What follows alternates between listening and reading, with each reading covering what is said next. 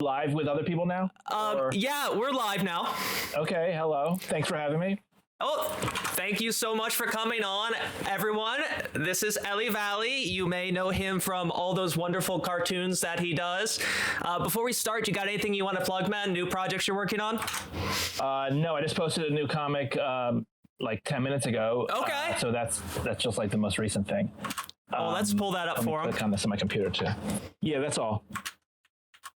Oh, is that the one we were talking about earlier? Yes. I just posted. I don't know if you saw. Let me see if I can pull this full screen. Let's go ahead and switch that over to there. Oh shit. There we go. Oh. Look at that beautiful color on that. Thanks. I just can I while I talk to you on the phone, can I do this load it up on my computer too, or is it cause confusion? Yeah. No, you can have it open on multiple devices. I often will have myself on one in my phone and one on my PC if people expect me somewhere and I'm having a second conversation. Okay, coal. Yeah, okay. So that'll work. What the visuals look like. Okay. Yeah. They said I know Ellie exclusively from his Avi, and it certainly is a very distinguished Avi. I went up and put ahead the color version of that image on here for you. Okay. I don't see it, but whatever. I don't know. Oh, it's on the stream. It's on the Twitch stream. Oh, I got it. So let me send you that link if you want to see what's displayed on my screen right now. Thank you. Sorry. Yeah, no. Hey, no problem, man. It's the first time you use something's always kind of a mess, right? Yeah. I'm just curious though. Is your video of you live on the stream now? Yeah. So all I see is the chats. I don't see the actual. How would I get it if I want to just like get it as a guest? I think that'd be easier. Is there a Twitch channel that you have? Well, yeah, so I have, so right now I'm live on Twitch, so that has my face and your art up and stuff like that, if that's what you mean. Yeah, and what would be the URL for that? Oh, I just messaged it to you. It's twitch.tv famous horse. Okay, thank you. Yeah, no problem, man. Okay. So I'm really loving the colors on this new piece you did. It's rare. It's a rare treat as far as I'm concerned to see some of your work with full color. So I'm really enjoying this. Full color. Thank you. Okay, wait. I'm muting the. Okay. Now I'm cool. Now I can see you on the TV. Okay, cool. Yeah. Yes. Hello. That's me. You can see my wrinkles now that this is in 4K. Yeah. Well, actually, the sound is a little bit off, so I can't really look at you. I'll just get confused. Okay, it's probably a 0.2 second delay. So. Oh yeah, exactly. Okay, cool. So, well, before we start off, just tell me a little bit about this new piece. You called this "The Democrats." I'm certainly noticing, like we talked about earlier, some semblance to some classical Renaissance work here. Prometheus being punished. So, Tell me a little bit about this piece. Well, I basically wanted an image. I fucking love this piece. It's so classical good. Image of torture, essentially, and just to show the absurdity of Democrats adhering to norms while their opponents don't give a shit about norms and are actually going every extrajudicial route you can imagine. I mean, the comic, it was sort of inspired during the Amy Coney Barrett hearings, but it continued through the election, through Trump's sort of dismissal of the election, and even yesterday, Lindsey Graham, came out that he's that he was trying to do election interference and an actual like throwing out votes through implication. It came out just yesterday, and so the Republicans are just. We love throwing out votes. Yeah. So the Republicans are just. Playing by not even a different set of rules, just playing by no rules, and Democrats keep, making the same mistakes, which is over we need to adhere to the norms, even while we're being eaten alive. Eviscerated. Yeah, exactly. And it's very funny with the Democrats how they just constantly, it's like Sorkin brain. I'm sure that's what the Chapo guys refer to as, like, the Sorkin brain, where they have this myth of the good Republican, and if we just stick to norms and values, things will all work out in the end. And it's funny how much of the U.S. system is literally held together with just norms, and if an executive wants, they can kind of ignore it and do whatever. And what are they going to do? SCOTUS is going to stop them. Yeah. I think also they don't really. They don't have like the hunger to succeed, partly because if they fail, they and the entire apparatus of sort of the Democratic establishment will not suffer. They personally will not suffer. They are in a class that is sort of unperturbable, and in fact lacking seismic changes. They'll actually do better because the grift of consultancy, etc. Will continue. Right. The people who get like Robbie Mook, who get paid, a couple $1 million a year to lose a slam dunk election, right? Yeah, but it's like the worse things are, the better the Democrats can theoretically can do, because the more they can, manipulate you, like a terrible mother to be like, well, you've got to vote for me. This is the most important election we've ever had because we didn't do anything. And no, we won't give you health care. Yeah. That was the initial, the reason for doing this. And then, as I told you, I was, it's inspired by this. This is fine. This painting. This is fine. By Rubens, Prometheus Bound, and I was a little concerned that it would be overly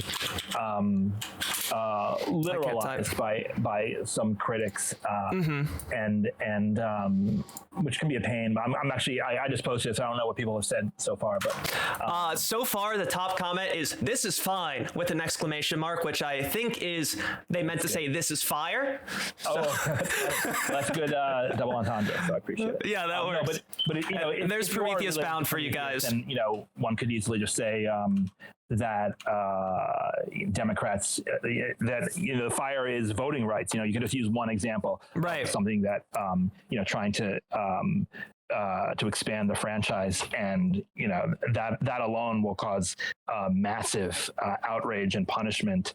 And Democrats are still trying to play by the normal rules, but I actually don't want to limit it to the mythology of Prometheus, and I prefer it just to be just this image of, also, the average age of Democrats is like 90 in terms of leadership. And so they're all the Crypt Keeper from Creep Show. Yeah, exactly. So it's clearly not meant to be literal, but I can't wait until someone comes in with that, what exactly is this supposed to mean? So we'll see. Yeah. I love it. It's so funny to me that you're the Teflon artist. All the centrists always try to cancel you for the most outrageous things, and thankfully it never sticks because your art is fucking fantastic, and I love seeing how mad people get. I appreciate it. Yeah, it can be a little bit distracting, but I'm sure. But I'm glad that they're just sort of like spinning their wheels generally, Oh, and by the way, that art of Feinstein, I'm just pulling this up on the screen, the art of Feinstein popping out of the grave with Supreme Court Justice Laura Loomer, that one had me laughing my ass off for like 10 minutes earlier today. Oh, thank you. This one was the first one I drew. I'm glad you didn't either. That I have, and I wasn't very happy with the earth, the grave, because really, I was trying to do it very quickly, but it doesn't really have. My mom actually, when she saw, she thought it was like a article of clothing, like I could see a quilt. Yeah. So I it's not clearly a gravestone behind her, even though it's clearly a gravestone. Right. But so I felt I'm self-conscious about this particular art for that reason, because I was having trouble with getting used to the new tablet. It was a little too slippery. So the ground didn't have much the texture that I was seeking, basically. I gotcha. By the way, just an artist tip: if you haven't tried it out already, there's these special screen protectors for tablets and iPads and stuff that give it the same tactile feel as paper. Yes, I know. I have one. Actually, okay, good. I think Feinstein, I think I did before it arrived, and so it's a good point. The thing is now the famously anti-Semitic artist, sort of this soft serve ice cream feel when I'm drawing, which is not as and I got the extra tactile version. Oh, okay. Two types. The grippy. Yeah. Well, it's funny. The reason I had to get rid of or put aside my old one was because this one's so good. I had been using it so much that it became the part of the screen where I drew the most was becoming like sandpaper almost, and it just wasn't, like my lines were.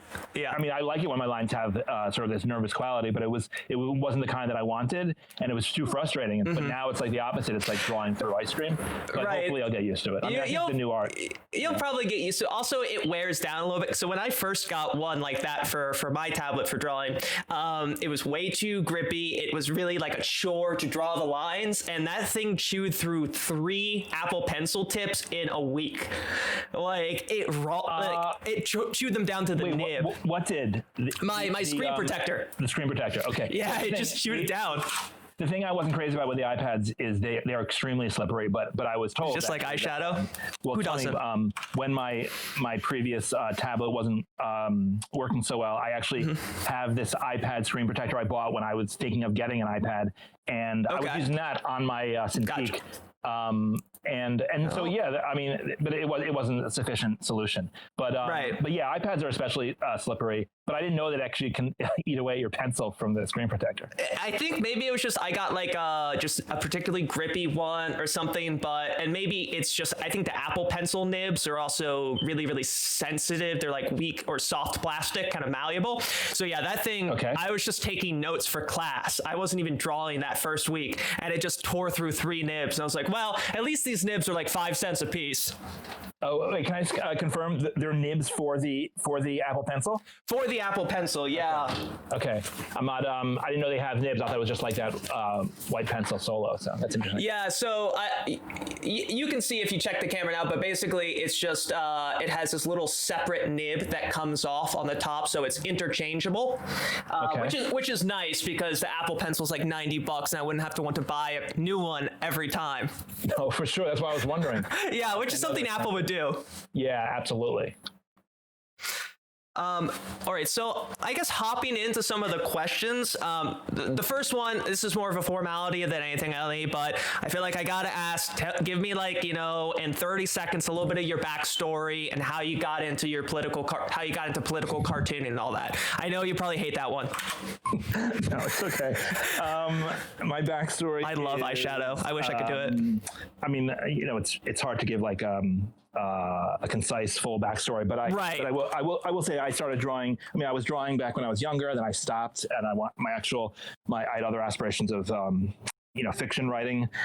But then I got back into comics when this is so good. I guess it was like 10 or 12 years ago when I was writing some op-eds often relating to Jewish issues, and see if we can pull on higher res. The comic format, the comics medium was for me so much more compelling, and also it was unique because in my view at the time, anybody could write an op-ed, obviously. Right. Accurate, but, so I started, more people could do that than what you do. That's for sure. Yeah, exactly. And I started doing that, and it was specifically on Jewish and Zionist, non-Zionist, anti-Zionist issues, and started doing them first for this publication called Juicy, and then for the Forward. And so I was doing that for a few years, and then with the Trump election, I started doing stuff much more, less Israel oriented and more American politics oriented, just because of the cataclysm of Trump's election, essentially. Right. I feel like that moment of Trump's election was sort of like this weird psychic shock for everyone across the country. Just like I don't think anyone processed it for the first 2 weeks. Yeah, we were in denial for sure, just like he's now. Right. Yeah. Remember the electors, both times. This time he's like, the electors will save me. Last time we're like, the electors, they'll save us, right? Or not everyone, but some people. Yeah, I mean, I don't like the just might not look great first. I'll have to practice. Some others are making like a direct comparison and saying, both, in 2016, Democrats were trying to overturn it and saying it was rigged. And now, I mean, I think, without getting into the whole Russian issue, I mean, there was clear involvement from, outside forces, which isn't to say that he didn't, win the election through the Electoral College. But I mean, what he's saying now is just so divorced from reality. It's just, I think it's a little bit insulting to rational mind to compare the two as if it's like right. There is something to be said for Democrats at the time in denial and it's very much so. wanting to overturn reality, but it's not a one-to-one comparison. No, it's not. I mean, there's parallels. There's, I guess, motifs or through lines or whatever. But yeah, to say it's the same. And I've personally kind of felt bad for Glenn lately. It seems like he's having a real normal one the past couple weeks. Same with a lot of the people in his sort of sphere, like the Australian who won't be named. They've just all been breaking down over this. Interesting. I don't know what the deal is currently with Glenn, but I think moving to Substack, it's sort of Raid Shadow Legends. Like Substack has its own culture or culture war. That once you move to it, some people think that they have to be carrying this torch, but you can have a Substack and not only talk about how the corporate media is out to get you. Maybe. I mean, everyone I can think of off the top of my head that has a popular Substack, their entire bit is cancel culture or corporate media is out to get. It's like when you sign on at Substack, it's like, do you promise to talk about cancel culture like it's the most important issue in the world? And you have to sign like an NDA. Yeah. But they're just the most vocal and the most seen. Substack is huge for aspiring journalists and also journalists who are established and they just need to do something else on the side or for whatever reason. Oh, that makes sense. And so it gets a bad rap because of these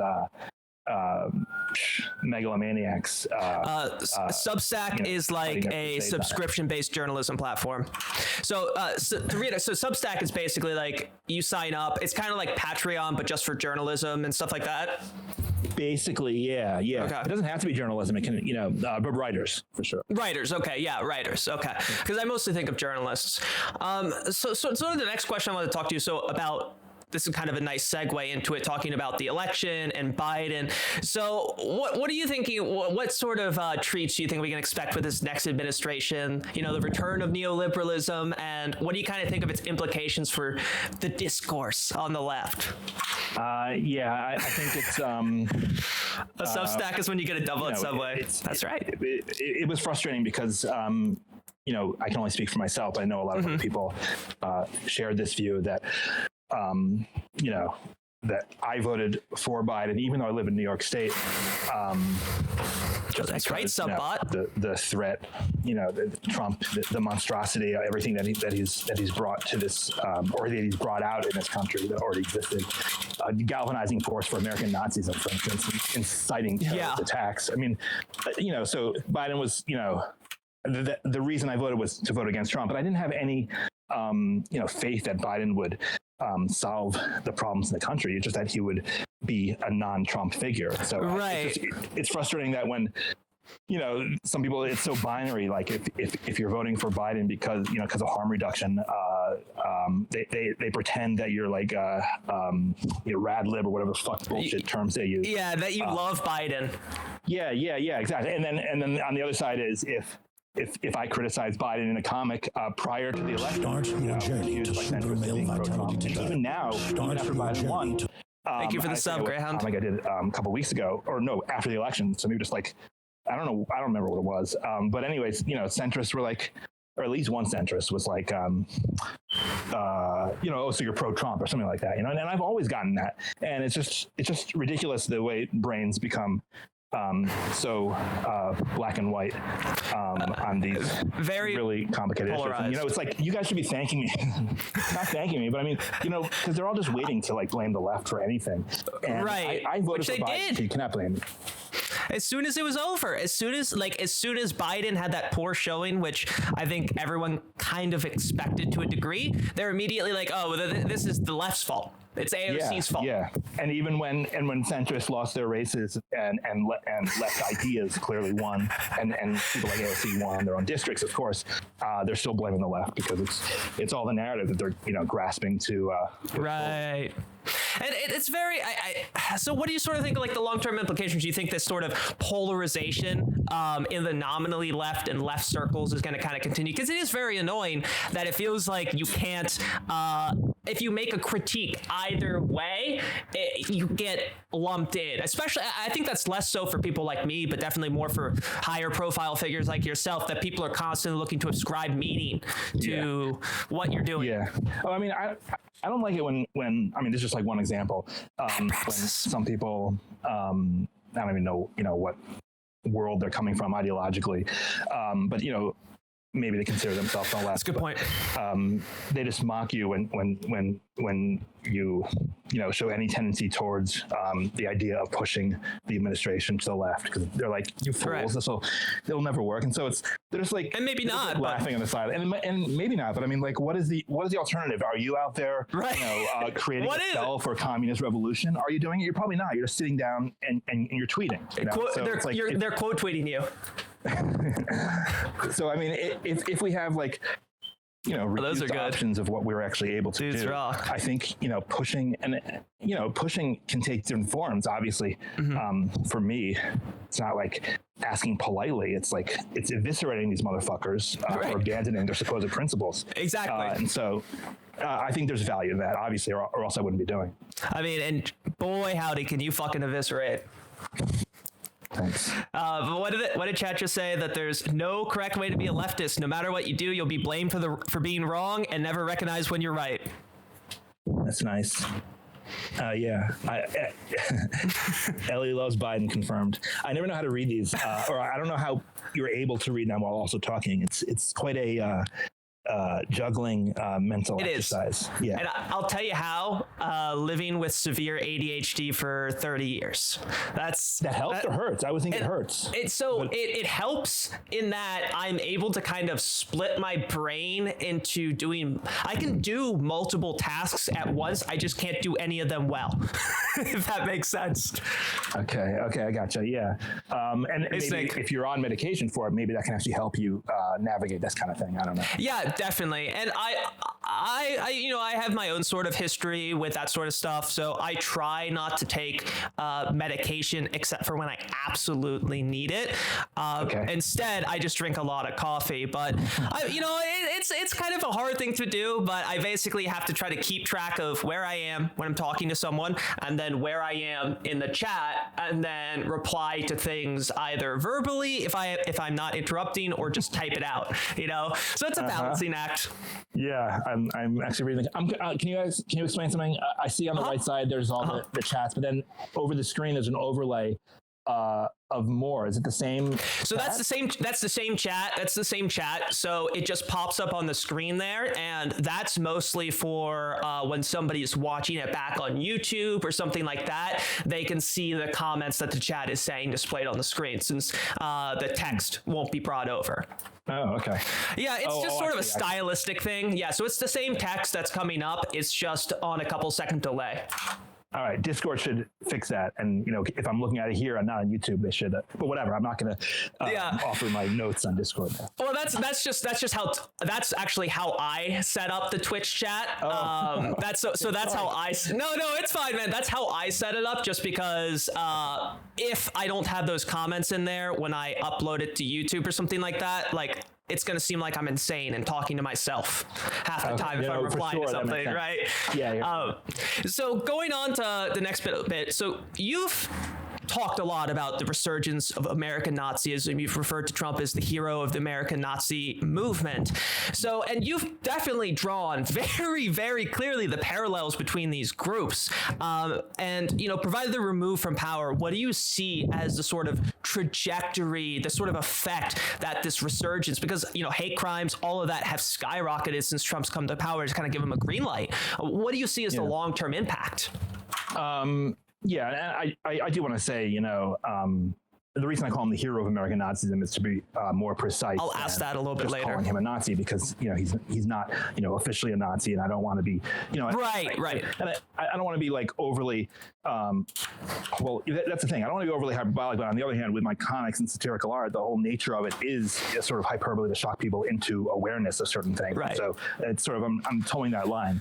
But he is the hero of American Nazism, and that's very based. Really disputed. Although one of the Nazis love him.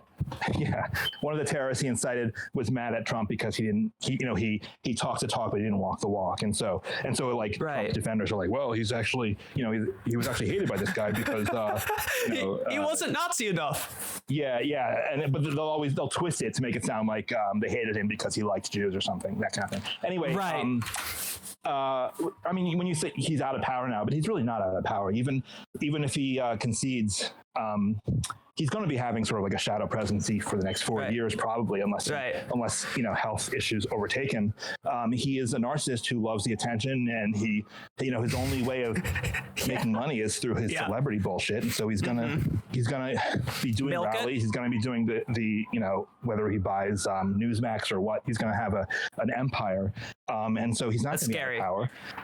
And so he'll be out of formal power. That's what I meant. If he's removed formally from power, right. Of course, he's still going to have. I just want to say, but that combined with other factors, including his unleashing it and the acceleration of organization of far right elements and the like in this country, we're not out of it yet.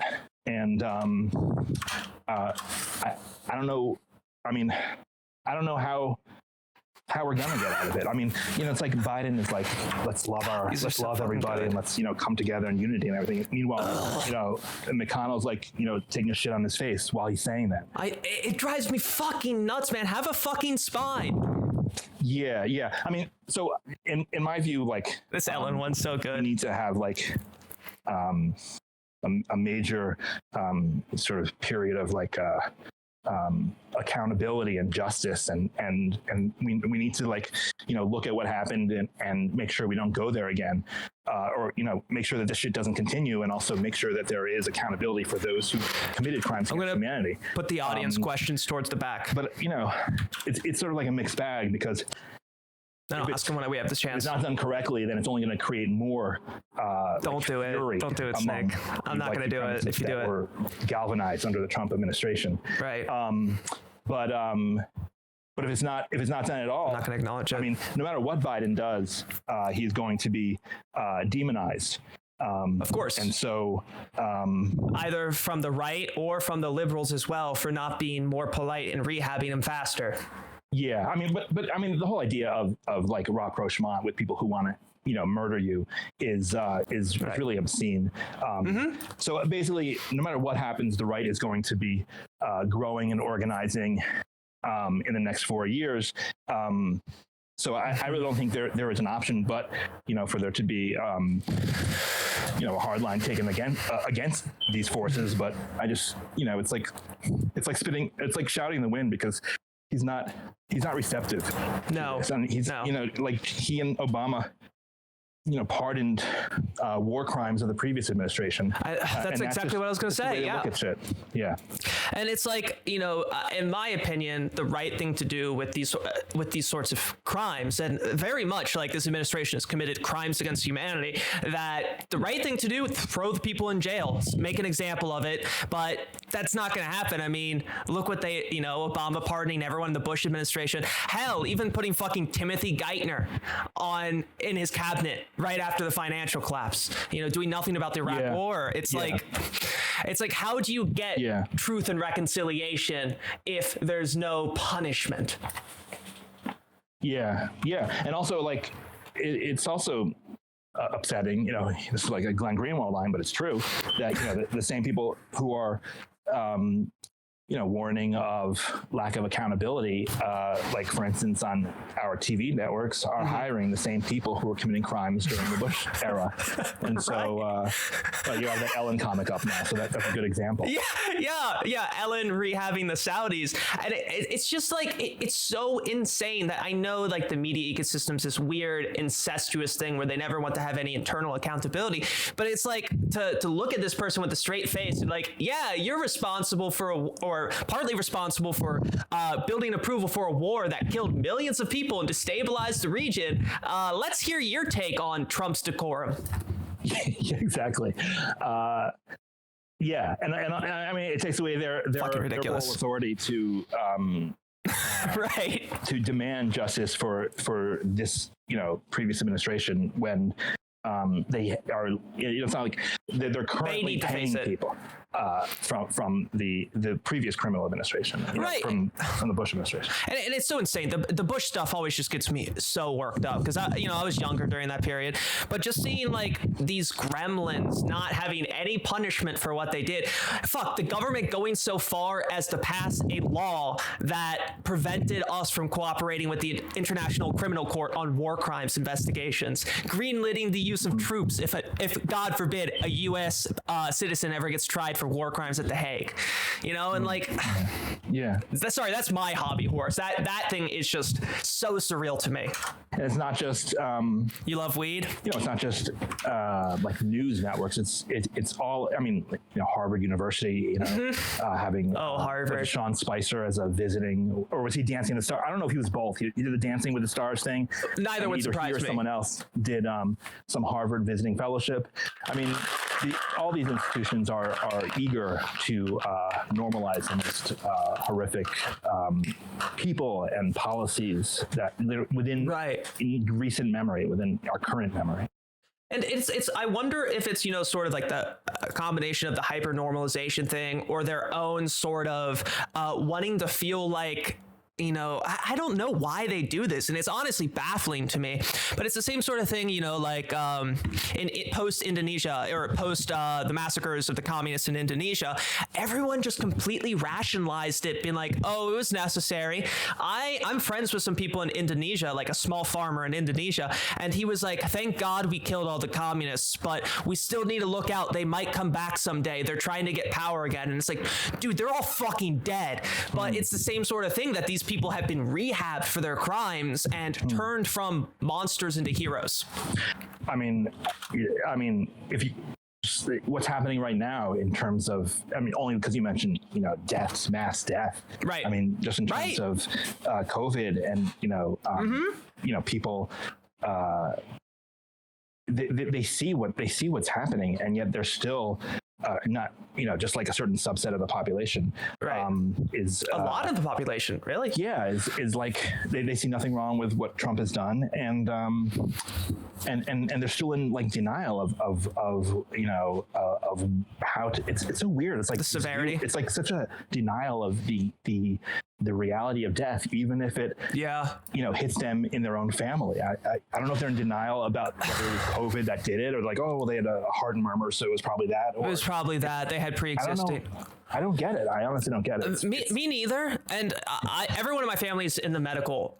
Pretty much everyone in my family works in medicine, including my dad, who's a Trump supporter for some reason. I still to this day do not understand, because he hates everything the man stands for. But at the end of the day, push comes to shove, he's like, well, he's a Republican.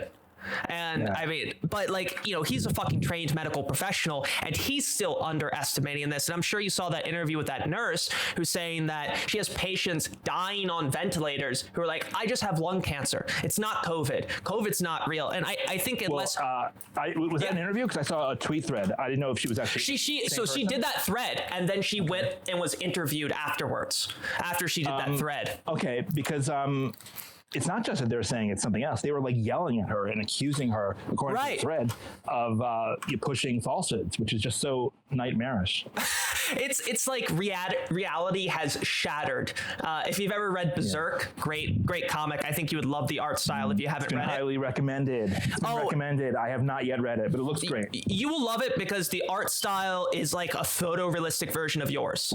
I really enjoy it, but there's a bit where reality literally shatters and like splits at the seams, and it feels like that, like that there's no uniform reality. I think unless you show these people 250,000 corpses piled in a mountain like Genghis Khan, they still won't understand it. Yeah, or they'll find another way to rationalize it. Right. Those corpses are from something else. That's from the flu. Yeah. Right.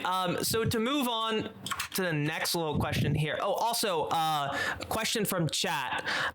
So from a friend of mine.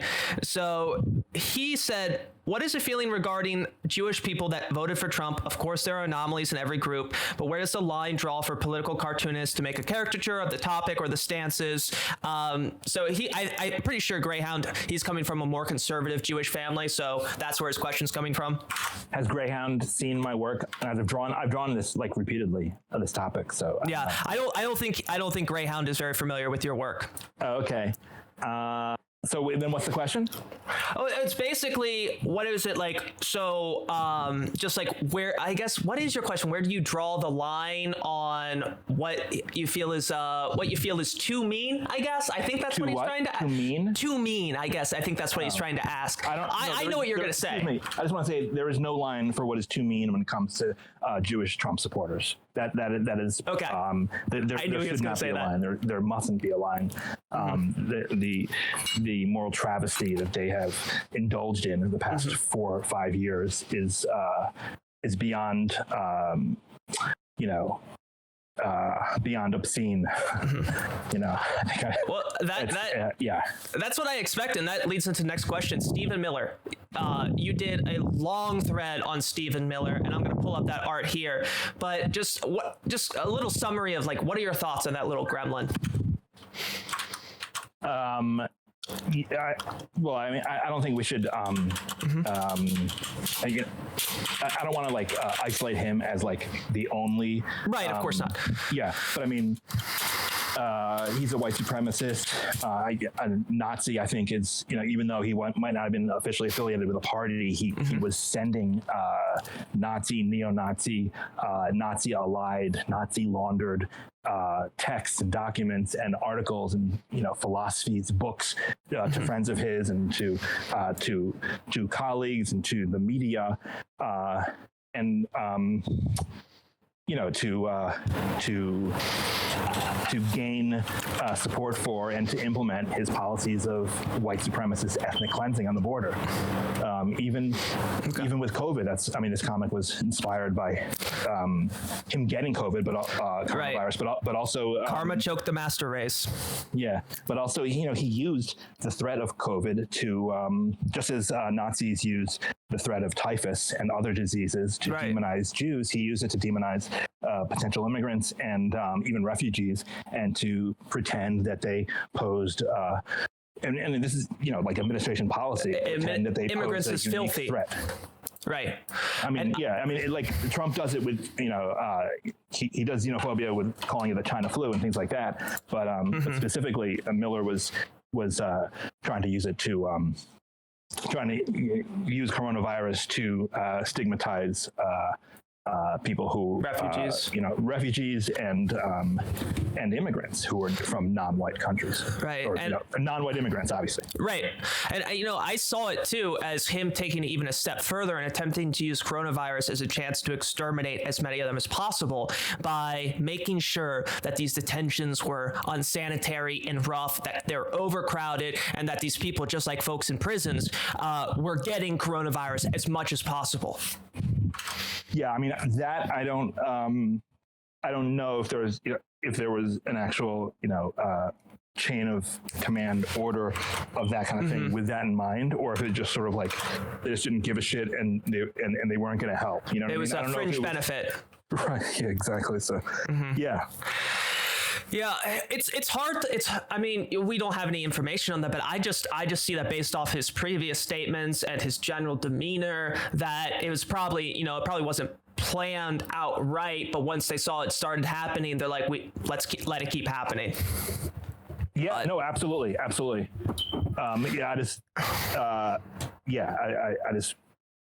know if there was like an actual Vanity conference where they're where they're where they're running down the ideology of what to do. Right. Yeah. I just like these people just, obviously you understand how I feel. They just make me just feel so sick. Like the fact that you just they're alien. I just cannot comprehend thinking that way. It's just so alien to me. Yeah. Yeah. Between the comic. Oh no, for sure. The comic. Hell yeah, let's freaking go. I'm done. Okay, so on to the next one here. You've spoken, you are very outspoken on Israel. I'd say a pretty outspoken anti-Zionist. So what do you kind of see yourself of or see of the burgeoning alliance that seems to be appearing between, conservative Jews like Sheldon Adelson or the Israeli right and harsh anti-Semites like Viktor Orban in Hungary, who's made some very explicit anti-Semitic statements, and, evangelicals in the West? I think, and we've seen even before it became as prominent and sort of naked in the past few years under Let's Trump. see if I can find this one. The kernels of this were there for decades. Right. I mean, if you talk about book plugs, Diaspora Boy goes into this a lot. Buy Diaspora Boy, guys. It's great. Do you have it? I just picked up a copy. I have yet to get into it, but Okay. I know it's going to be good, so I'm just plugging it for you. It's okay. I was just curious if that's great. Anyway, the revulsion towards Jews of the diaspora that is at the heart of Zionism, and the anti-Semitism that is in many ways at the heart of Zionism. Interesting. We in the diaspora are a problem for Zionist ideologue. We've been told throughout our existence as human beings that our existence is less than because we don't live in Israel. And we've been told as Jews, throughout our pedagogical structures, whether it's Hebrew school or a summer camp or synagogue, that Israel is the highest point of aspiration. And the flip side of that is there's something wrong with us, and that it's not subtle. I mean, Israel is very has always been very explicit about this. That we in the diaspora are spiritually and materially deformed somehow. And so it's really, if you look at it through that prism, the alliance of Israel with anti-Semitic fascists and with anti-Semitic evangelicals is not a surprise. In fact, if you look at Zionism, if you look at Israel through the context and the prism of the Zionism, which took dominance, which is, revisionist Zionism, Right. Hatred of Jews is not incompatible. In fact, is very it's integrated seamlessly into this ideology. And so, to be allied with evangelicals who, or with anti-Semitic fascists, or authoritarians, or white supremacists, they all have similar goals. I mean, whether the goal is to cleanse, so to speak, America of Jews, that we'd move to Israel, or or just sort of like to sideline us in terms of our politics. I mean, because Jews in the diaspora, in broad terms, as we can see in these election results, are more progressive than than our Israeli counterparts. And so it's not a surprise, but it should not stop horrifying us. Right. It's sort of, I'm trying to find this comic that you did where it was Sheldon Adelson saying, we'll get rid of the Jews here and you get rid of the Palestinians there. And I'm trying to find that one. But it's... That was like an early one. I did it right after the election, or like right around the election, 2016. The Art of the Deal. The Art of the Deal. Let me see if I can find that one down here on your Instagram. But it's sort of, the way you're describing it sort of make me think of, it's this Faustian bargain where the diaspora Jews are degraded and, like you're saying, you're wrong, you're incomplete, because if you were truly Jewish, you'd live in Israel and you'd support everything we do. It's like the same sort of thing I see anytime you make a criticism, however light, you're called an anti-Semite. Yeah, I know, absolutely. It's weaponized, obviously. Right. Anti-Semite, self-hating. The vernacular is pretty extensive of the ways that Zionists and the Israel Right have tried to erase like the majority of the world's Jews. Yeah, it's I'm trying to think what was I going to lead in with that, but I mean it's specifically, I think that deal is sort of very clear with like Viktor Orban and the friendly relationship Netanyahu has with him, and when he's explicitly wants to kill Jewish people. Yeah, I mean, I don't know if Orban goes that is that explicit about it, but I mean, but he does, use classic or at least classic and or modern anti-Semitic tropes of blaming George Soros for all that ails his society, and maybe I'm misremembering. It's like he's not even trying to hide it. Netanyahu also blames Soros for NGOs that operate in Israel that fight for human rights, or, that chronicle human rights abuses. And Netanyahu's own son is in the alt-right. I mean, just saying horrible anti-Semitic I'm glad you're enjoying it. So-called globalists and Soros. I mean, they don't try to disguise it. His son. Sorry, I missed you a lot of stuff in chat. Yeah, I know. It's very it's like, I don't know what it is about the right-wing populists. They all have these hilarious fail sons, and it's true. And they just like Jair Bolsonaro's son, just like, and Netanyahu, is it Yair Netanyahu? Yair. Yeah. Yair. There's no shame. None whatsoever. I mean, I'd love to see Netanyahu go down for all those corruption charges, but I doubt that'll ever happen. Well, what's interesting is that Netanyahu and Yair will go and accuse Jews who don't subscribe to right-wing Zionism as self-hating or as coddling with anti-Semites, when they themselves are spouting textbook anti-Semitism. Right. And they don't get shit for it. No, they're still accepted as normal. I mean, maybe not Yair so much, but definitely Benjamin Netanyahu is. Right. It's very strange. Decades of this shit.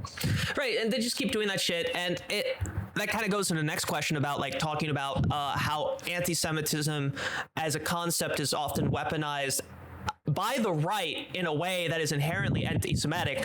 So what is your sort of take on the whole thing with the Labor Party, with Corbyn, and do you see something like that being used against even someone like Bernie Sanders, who is himself Jewish in the United States?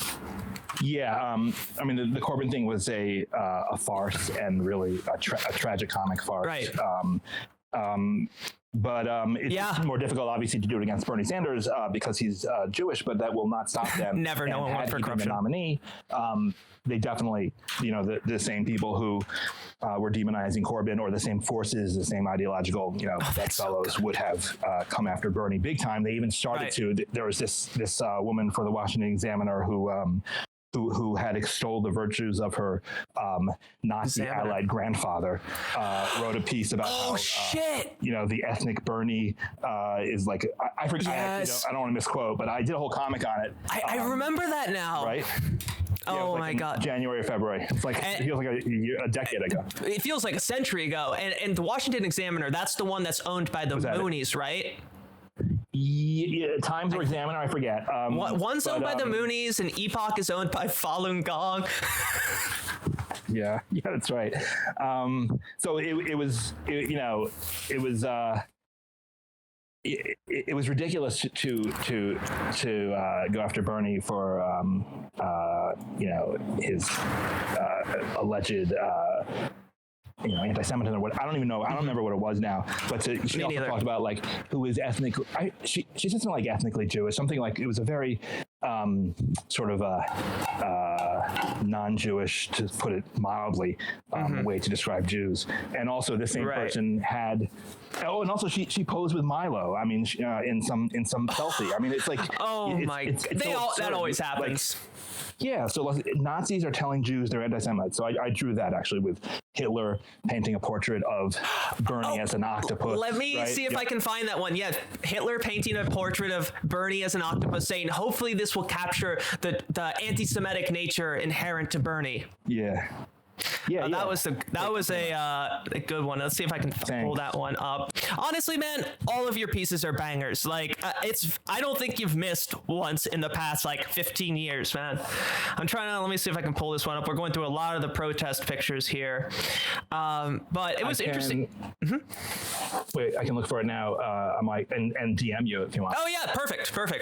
That works. I might take a couple seconds. So. No problem. I'll also pull up while I'm here this great one, Chuck and Nancy as the shittiest Avengers. Here you go, Mr. Thanos. Finally, 2 Infinity Stones. Now, as you promised, you'll use this power to effect sensible immigration reform.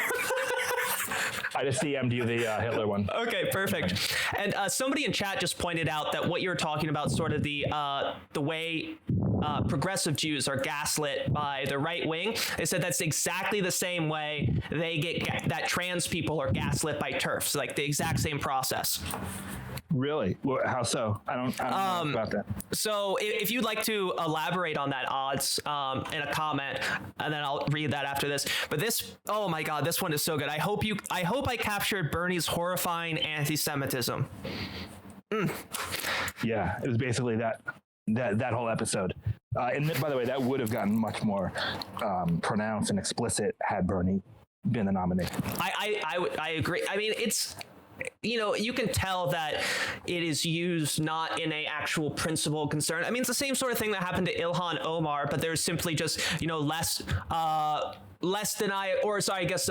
more deniability with it since she is not Jewish herself. The same sort of thing that, her very tepid criticism got turned into this whole thing. Like even like my father, for example, the right winger, I talked to him the other day and he's like, but Ilhan Omar is anti-Semitic. And I was like, yeah, it's horrible. And I was like, I know.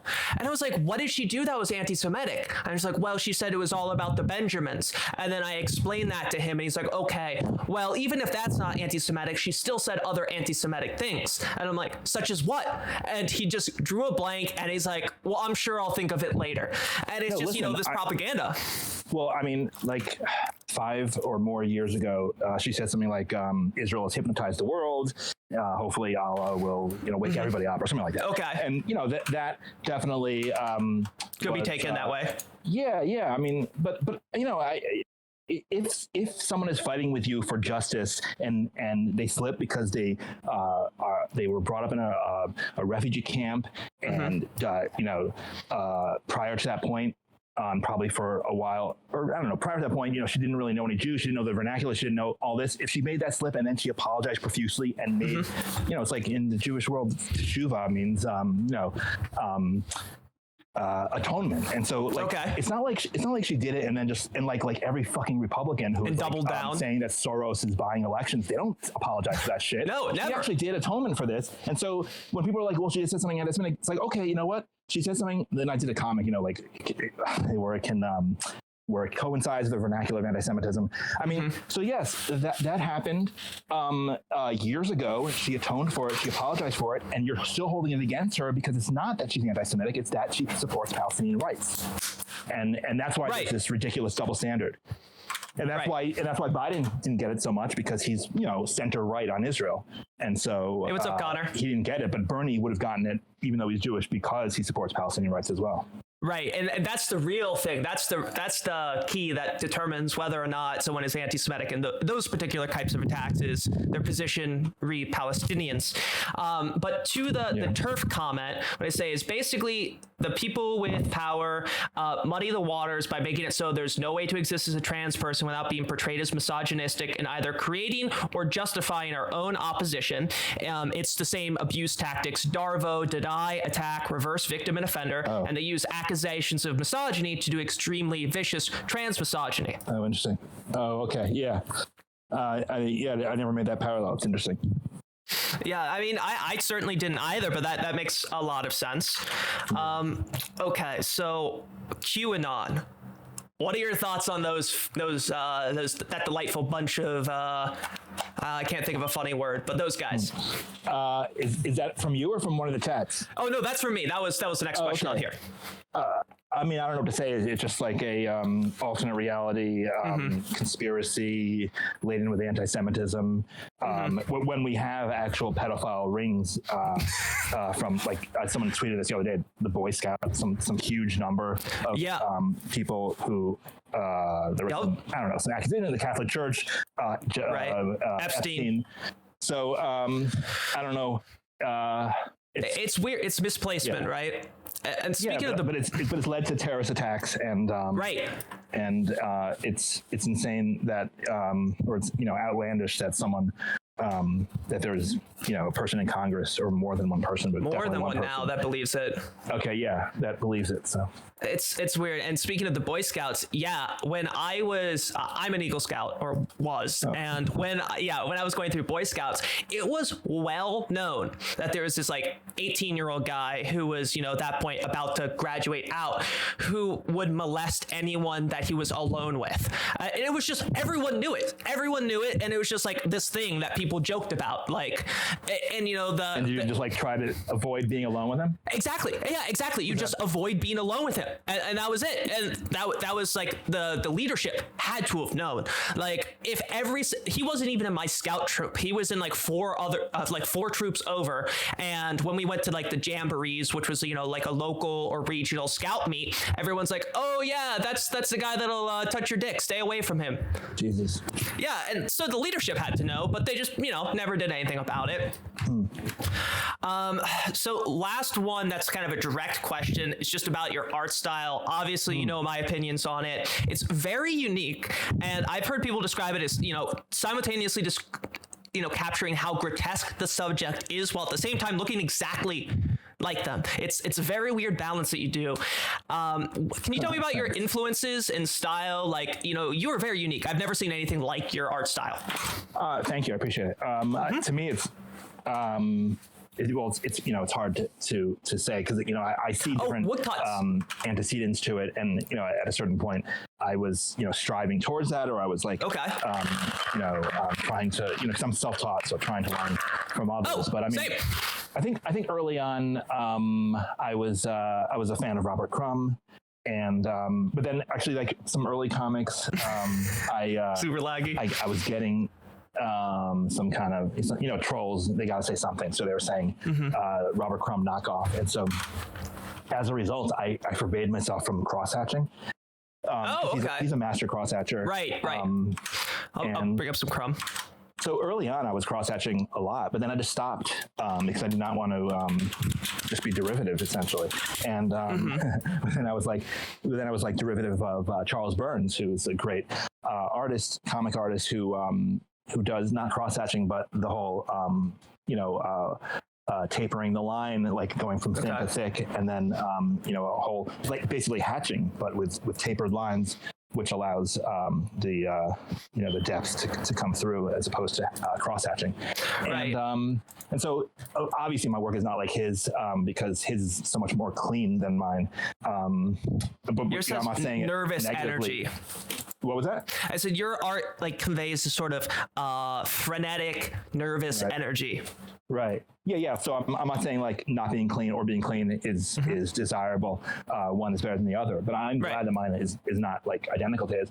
Charles Burns was very much influenced by the same comics that influenced me, which are 1950s horror and science fiction comics. And like the famous ones were from EC, the same place that made Mad Comics. Obviously, Mad Comics were a huge influence as well. And but there are also these knockoffs that were very trippy. That eventually caused Congress, or didn't cause Congress, like this, moral majority types caused Congress to enact hearings, and the that's industry self-censored in 1954. So before that, though, it was like a free-for-all. Kind of a Wild West. Yeah. So those, and I mean, I started drawing on the computer in the end of 2013. So I don't know if people can notice a big difference, because I was doing brush and ink before that, and now it's stylus on the tablet, and so that affords me a greater ability to draw with white on black, which I couldn't do as easily with ink, because it just take time for it to dry and everything. So I think that has allowed me to go a little bit further in,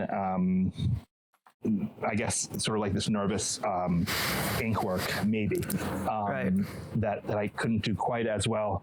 But it wasn't even planned. It's like this is the medium I'm using now, and I'm just gonna, sort of just start doing it like intuitively, and then you just rolled with it. Yeah, exactly.